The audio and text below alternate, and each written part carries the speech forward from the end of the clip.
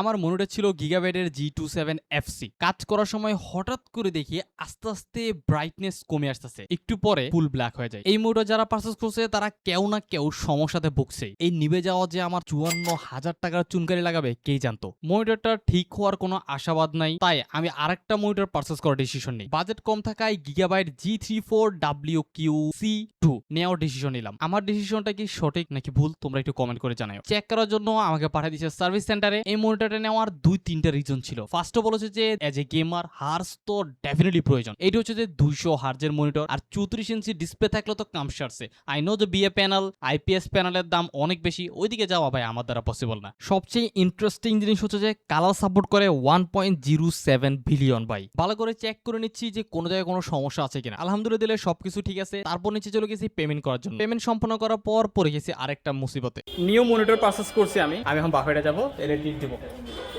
এত বড় মনিটর আমি হ্যাসেলি করে ওই তো যাইতেছি লিফটে।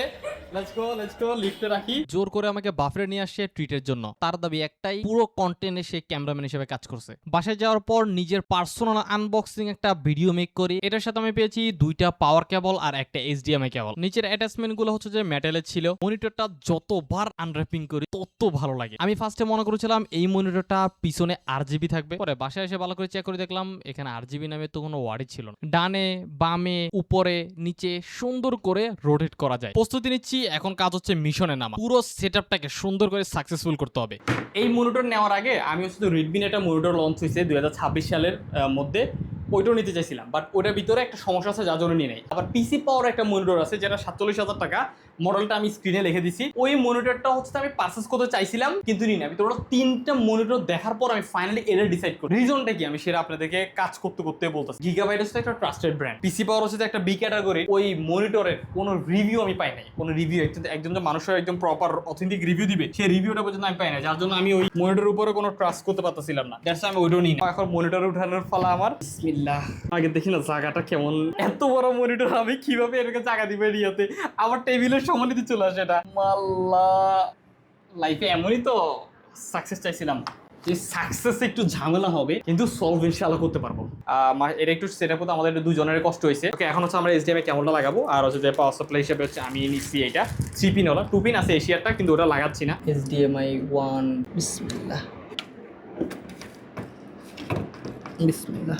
আমাদের সবকিছু ডান, এখানে এটাও ডান। পাওয়ার সাপ্লাই এন্ড হচ্ছে জয়স্টিক এই জায়গায় Xiaomi যেটা ছিল পিছনে হচ্ছে যে USBও ছিল, এটার পিছনে কোনো প্রকার USB দেয় নাই। জিনিসটা নিয়ে আমি খুবই হতাশজনক, আমার খুব খারাপ লাগতেছে জিনিসটা। কেবল ম্যানেজমেন্টের জন্য এই জিনিসটা দিচ্ছে, তো এটা হচ্ছে প্লাস্টিকের লাগিয়ে দেওয়ার পর এটাকে আমি উপরের দিকে নিয়ে এটা ভিতরে হচ্ছে সবগুলো কেবল নিতে পারি। ফাইনালি 1 ঘন্টা সেটআপের পরে দেন আমরা এখন স্টার্ট দিব। প্রথমত হচ্ছে আমরা স্টিকার গুলো একটু ওপেন করে ফেলি। এই স্টিকারটা খুলে ফেললাম। হ্যাঁ, ও ময়লা লেগে গেছে কত কে। বিসমিল্লাহ।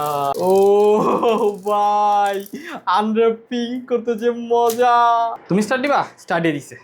কত বড় মনিটর, কেমন কত জোস লাগবো, জোস। আল্লাহ আল্লাহ, থ্যাংক ইউ আলহামদুলিল্লাহ। এই আমার মনিটর বিরাট বড় ওপেন হয়ে গেছে উইন্ডোজ। সো গাইস, আজকের জন্য এই পর্যন্তই। তোমাদের থেকে ফুল ব্লগটা কেমন লাগছে একটু কমেন্ট বক্সে জানাও। যারা আমার ইউটিউব চ্যানেল আসলে এখনো সাবস্ক্রাইব করো না, সবাই একটা সাবস্ক্রাইব করে দিও। আরেকটা জিনিস, তোমরা নেক্সট কোন পিসি গেম প্লে দেখতে চাও, রিঅ্যাকশন দেখতে চাও, কমেন্ট করে জানাও আমাকে ডেফিনেটলি। তোমরা তোমাদের কোন ড্রিমটা নিজের পছন্দের কাজ করে সাকসেসফুলি অ্যাচিভ করতে পারছো কমেন্ট বক্সে জানাও। তোমাদের স্টোরিটা আমি একটা শুনবো ইনশাআল্লাহ। যার বেস্ট স্টোরি হবে সেটা আমি আমার রিঅ্যাকশন ভিডিওতে নিয়ে আসবো নেক্সট ইনশাআল্লাহ। আসসালামু আলাইকুম।